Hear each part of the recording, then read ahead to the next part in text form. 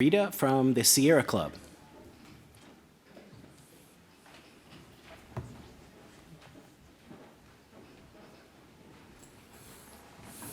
Welcome back to committee.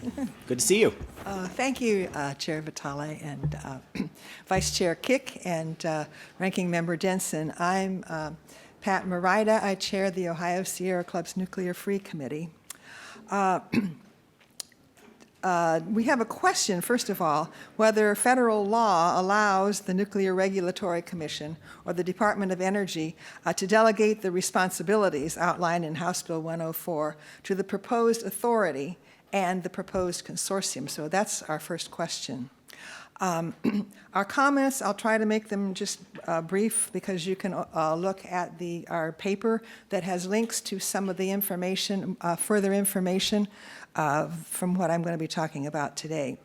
So House Bill 104 appears to be written by and for a company called eGeneration. It's a Cleveland-based organization, and it's the parent organization of eGeneration is called Energy from Thorium.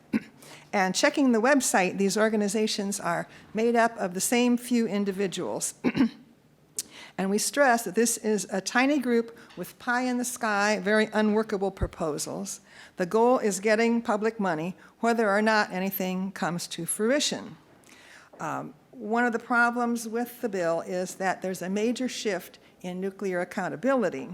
So we're spreading nuclear research and development from the federal government to state entities and or public-private partnerships. This is unprecedented. And it's removing public accountability for cost and safety, as well as losing regulatory control over radioactive materials and high-level and low-level radioactive waste that would be generated. Another problem we have with the bill is there's a dangerous crossover and commingling between military and civilian nuclear activities. So on page 19, the bill says the Department of Energy and the Nuclear Regulatory Committee and the U.S. military, all three, may build one or more demonstration power-producing nuclear reactors located in this state.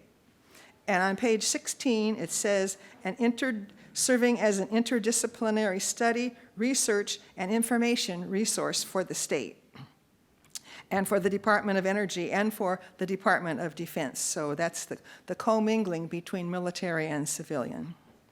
The Sierra Club continually maintains that nuclear power is dirty, it's dangerous.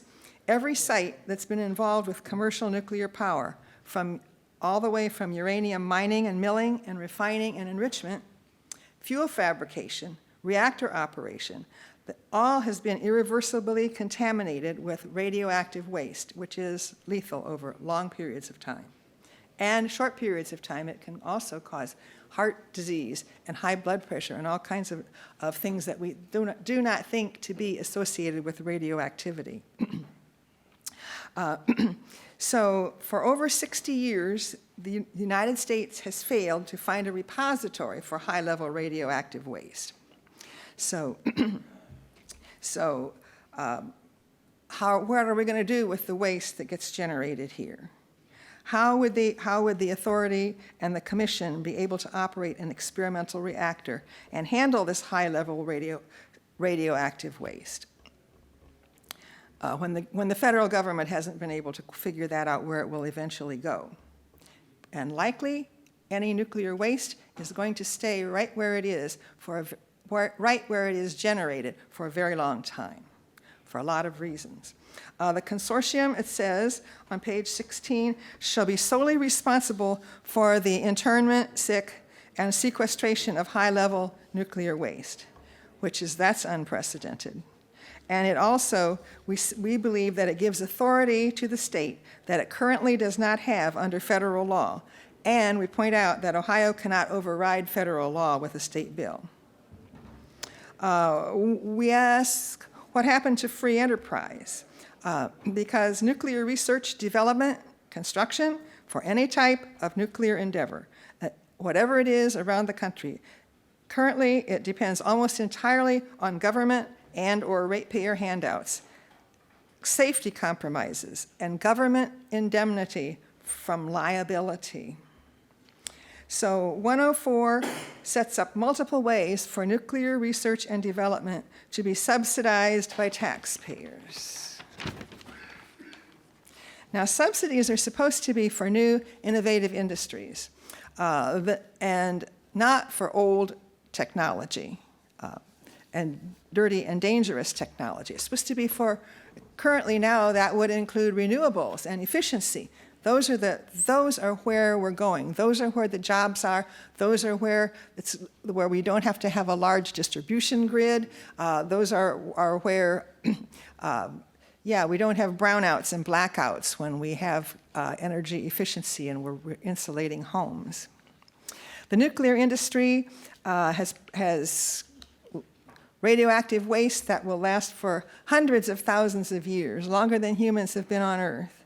And it can't rebrand itself as new and innovative by using terms like small and modular.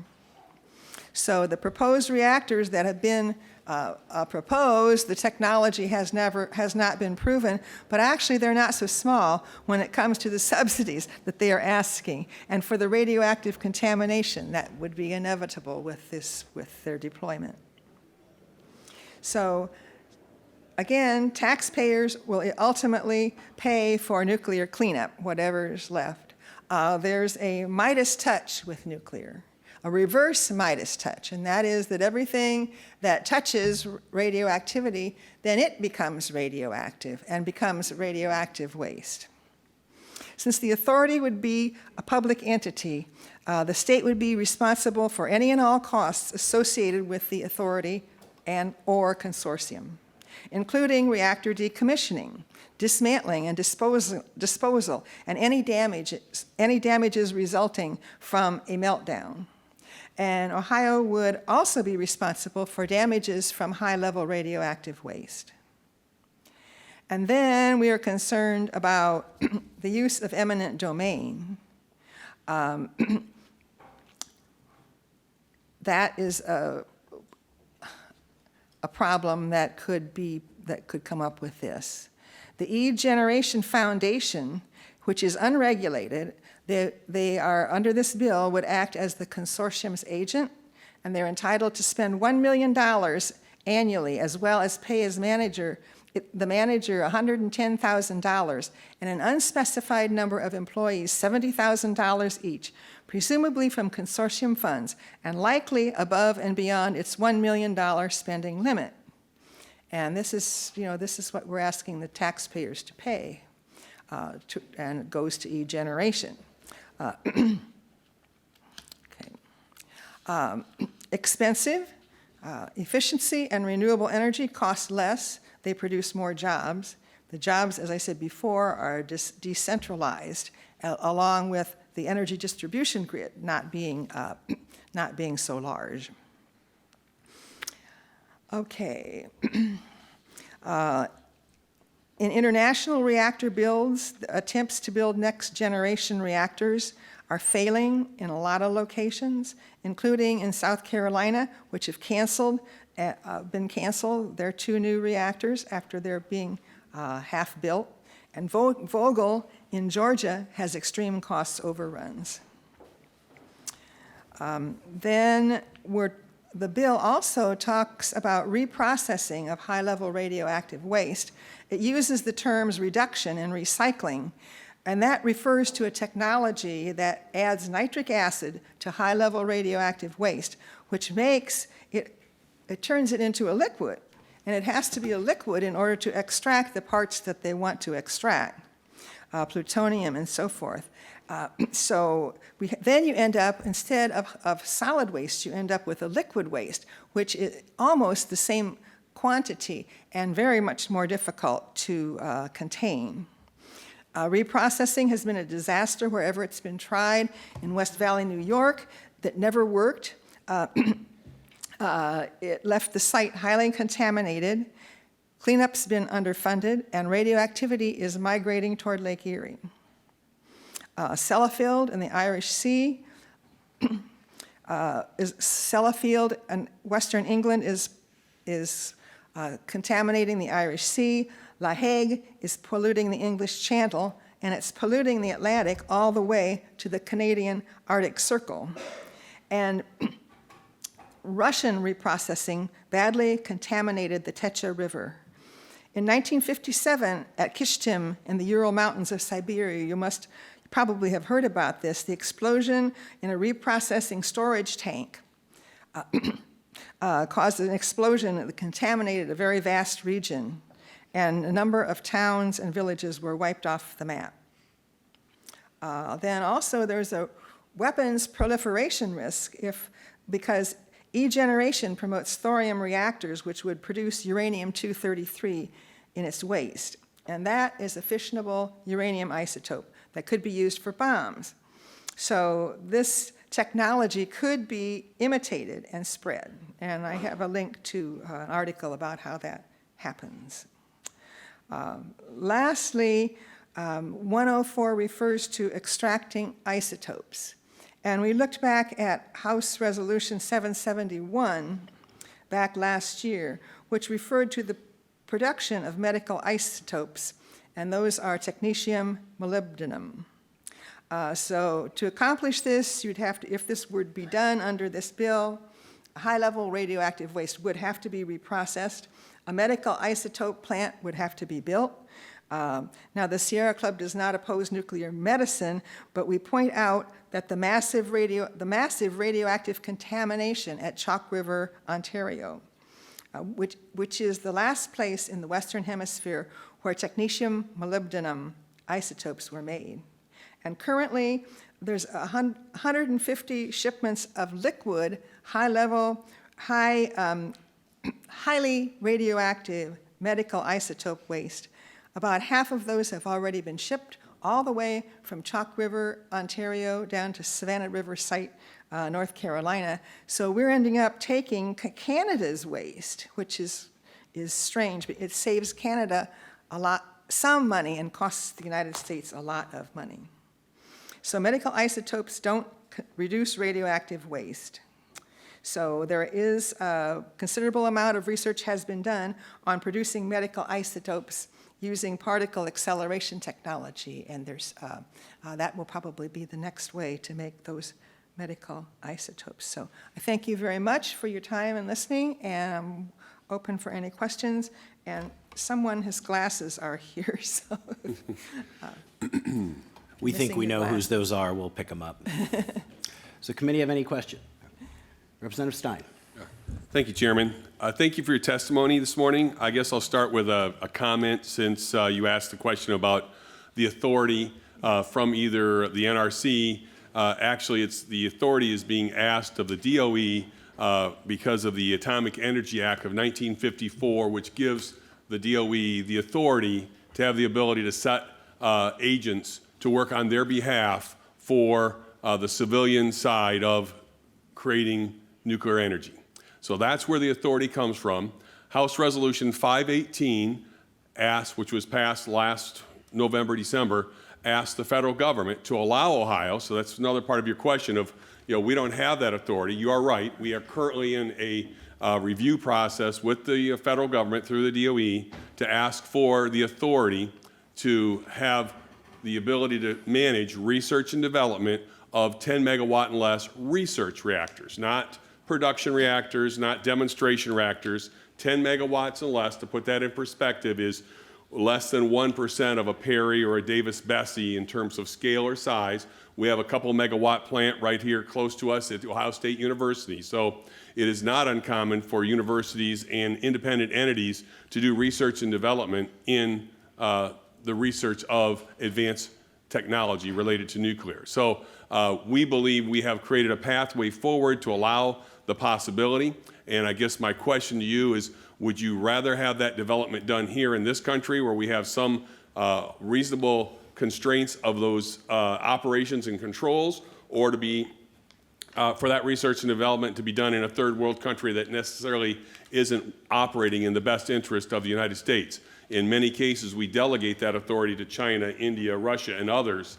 And so we feel it's safer to have the U.S. develop this technology than some folks who may not be our friends developing this in other parts of the world. So And then I have probably a dozen things I could talk about with you, and I'm not going to take your time or the committee's time to talk about all of them here today, but in the area of medical isotopes, I do want to at least share this because this is an important area to me personally. We use 50,000 medical isotopes per day in the United States. The majority, if not 99.9% of those, come from countries all over the world.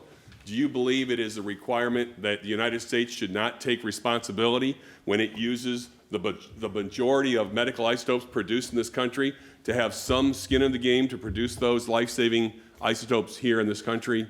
And on a personal note, my wife, who had thyroid cancer, was cured with radioactive iodine 131 many years ago, and if it hadn't been for that procedure and that ability, she may not be here today. So I have a feeling that in my world, medical isotopes, it's a responsibility of the United States to be a leader in this area. And are there risks? Everything has risk, but I believe it's a positive benefit for humanity and mankind that the United States, with all its regulatory capabilities, take on to manage that risk than other third world countries. Please comment. Okay, Chair Vitale and Representative Stein, thank you for the question. Other countries developing this research. So the United States has actually not had a production facility. Everything in the Western Hemisphere has been coming from Canada until it was recently shut down. So there is not currently an extra need for immediately for the United States to develop isotope technology. But the Sierra Club is not opposed to looking at the particle acceleration technology that's being worked and developed. As far as small modular, as far as new reactors, like the Sierra Club is unequivocally opposed at the national level and international level with Canada of all nuclear research, development, and so forth, because it is dangerous. It leaves a waste problem that can never, generations from now, will still be trying to deal with that radioactive waste. And the Earth is a very dynamic place. It's really hard to dispose of it permanently because there's earthquakes and there's volcanoes and there's just especially aquifers, and it's going to migrate. And it's really hard to clean up. Like I said, it's the Midas touch, everything around it, the soil around the plants, contaminated, and it's really hard to look at what happened in Japan, where they had this last hurricane, which put all the bags of radioactive waste and washed them into the river, and they all burst. And these were the enormous bags that contained the soil from around the Fukushima plant. So anyway, the Sierra Club, for lots of reasons, there are some links in this testimony, is opposed to nuclear. The Sierra Club wants a just transition from unsustainable energy generation sources to renewables and efficiency, and as far as the medical isotopes,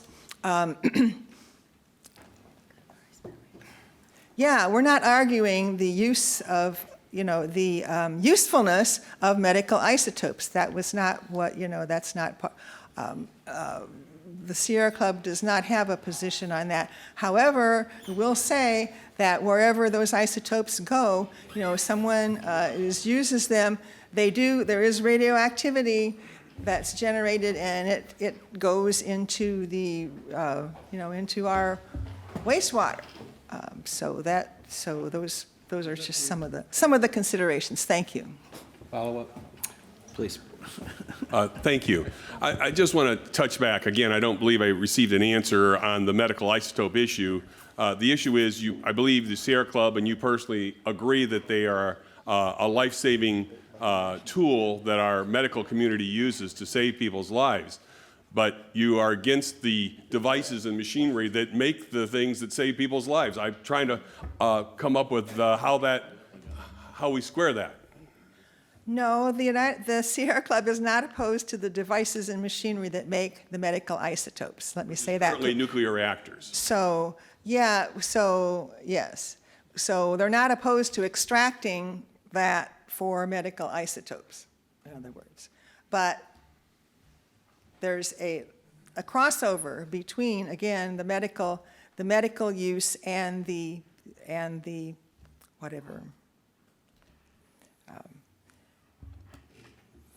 The medical use is not without its dangers.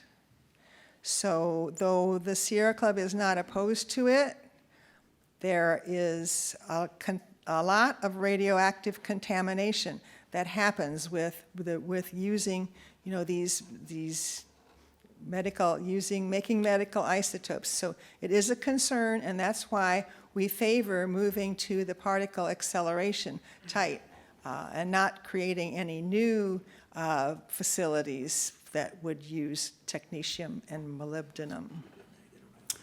Okay, first, I'd like to welcome the Speaker of the House to the Energy and Natural Resources Committee. Welcome. And Representative Gambari has a question. Thank you, Chairman. Thank you, ma'am, for your testimony. You note here in bullet point number 4 that, using your words, subsidies are for new, innovative industries. The nuclear industry has proven itself dirty and dangerous and cannot rebrand itself, so on and so forth. And then you close out that bullet point by saying renewables and efficiency are safer and cheaper. So first a comment, and then to follow up to my comment, I have a question for you. I'd make the argument that nuclear power and nuclear energy is securing the homeland, and it's powering our fleets out at sea right now. Our aircraft carriers, our submarines that are securing the homeland, taking the fight to the enemy. And I look at that as something that is very safe and not dangerous when it comes to protecting the homeland, which also interweaves itself into protecting our grid and the other things that we as Americans rely on for our commerce, and everything we do as Americans is being protected in that front. But to that point, with renewables and efficiency, I'm curious, California seems to have a lot of regulations within the states calling on more renewables and more different types of efficiency that they're looking at. Yet as I read the headline today in the latest Fox News story, it talks about how the governor of California is grappling with wildfires, blackouts, and more. And this is just the latest example of blackouts and brownouts in California, an area of the nation that is, again, calling for more renewables and more efficiency. So I'm wondering how you rationalize the two, because as of today, 180,000 people have been evacuated, more than 1 million people without power in the state of California. Okay, well, Chair Vitale and Representative Gambari, first, the Sierra Club is a party to the International Treaty on the Prohibition of Nuclear Weapons.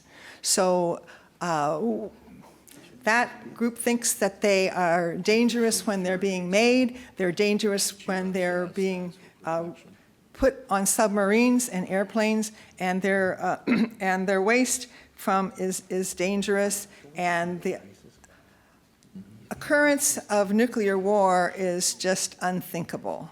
So that's the Sierra Club's position on nuclear weapons.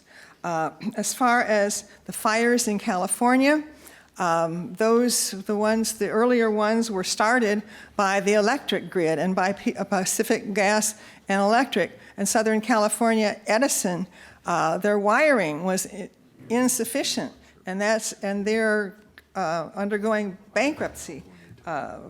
Southern California, Edison, due to this issue, starting this fire. They've not kept up their electric grid, and those wires probably need to be underground. And those fires are also, the droughts and the extra heat there is caused by the global warming, which nuclear adds to, because nuclear power, they don't consider when, yes, the chain reaction that actually produces electricity doesn't produce greenhouse gases. Instead, it produces forever deadly radioactive waste. But all the other aspects of the nuclear energy, from uranium mining usually on Native American or soils of marginalized people. Uranium mining, milling, refining, enrichment, which happened here in Ohio. You can see the problems with off-site contamination down there. There's litigation right now. Building of the plants, all of this took vast amounts of energy, of electricity, and so forth. So nuclear contributes to global warming in spite of the fact that the industry says it doesn't. It's simply not true. And then, of course, the coal, gas, and oil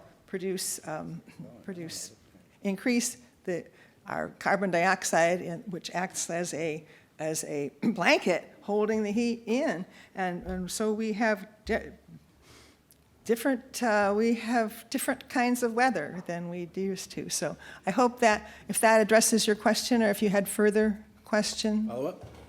Thank you, Mr. Chairman. Just a point of clarification on my comment about nuclear when it relates to our military and the other ways in which we use nuclear power to create energy here in the state of Ohio. My specific comment is when you look at our aircraft carriers and you look at some of our submarines and their ability to operate forward, that is done through nuclear power. So my comment wasn't specifically to nuclear weapons, although I think nuclear weapons are a strong deterrent. That was more about the ways in which they power their aircraft carriers. And when you look at the power here in the state of Ohio and you look at our energy portfolio in the state of Ohio, it's a nuclear power that is zero carbon and zero emissions that are being formulated. So I don't know where the argument can be made on that when 85% of our clean energy in the state of Ohio is directly attributed to the 2 nuclear power plants that we have here in the state. Thank you, Mr. Chairman. So Representative Vitale and Representative Gambari, I thought I addressed that about that we don't agree, or it's not a scientific fact that nuclear power is clean and green. It produces a lot of greenhouse gas emissions when to build and mine and refine and make the make the fuel, and then how much energy is it going to take to isolate this waste? First, it's put in canisters, then it's put inside large casks, and the current canisters are warranted for 20 years. And so it may and the current, some of the whole tech canisters holding radioactive waste, they're welded shut. There's no protocol for opening them. They can't be inspected on the inside, and they can't be monitored. So there's just, it's a myth and industry propaganda that nuclear power, first of all, is clean, emissions free, but you've got carbon emissions and you've got radioactive. There's a saying that the real product of nuclear power, electricity is only a fleeting response from when nuclear power generates electricity. The real product is not electricity. The real product is forever deadly radioactive waste. So that's, we want to dispel that myth about nuclear energy being carbon-free and clean. Representative Weinstein. Thank you, Chairman Vitale. I just thank you for being here today. I have been pretty vocal about the desire to get to lower and zero emission forms of energy. One thing that I think is unfortunate for the nuclear industry in America is that it's essentially been frozen for many years, where other countries have advanced it significantly. And I heard you use a couple of examples, but we haven't. I'm curious what your thoughts are on France, which is 75 to 80% emissions-free powered by nuclear power and is a big exporter of power throughout the EU, does successfully reprocess the waste, is starting to get into modular, and really has innovated through their industry over time and has come a long way to create a cleaner industry. Even their mining practices are in situ for how they extract uranium, which is a lot less impact. So do you look at France as a model, something that we could continue to move toward? Because that seems like a path that would be a beneficial thing if we're agreeing that we want to get to lower emissions. So Representative Vitale, Representative Weinstein, addressing the in situ mining of, for uranium is where it could be much more, even more dangerous because they inject water filled with chemicals into the ground and bring it all up. So then there's this water waste that's left to be dealt with. France has a huge problem. Their Areva these countries that develop these do them with public money. So there isn't anything really worldwide that is done by, well, Wall Street won't invest in it.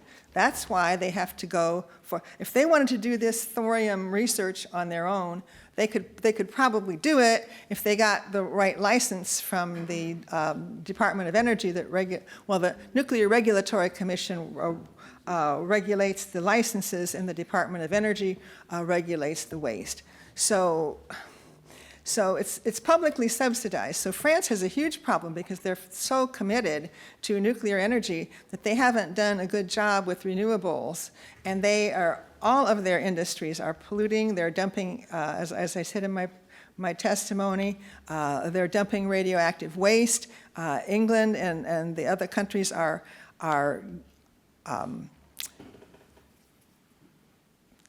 well, they haven't taken France to court, but they're strongly objecting to the amount of radioactive waste that France is dumping into the ocean. So France is just an extreme example of what's wrong with nuclear power. Okay, does the committee have any further questions? Seeing none, thank you for your testimony. Thank you very much.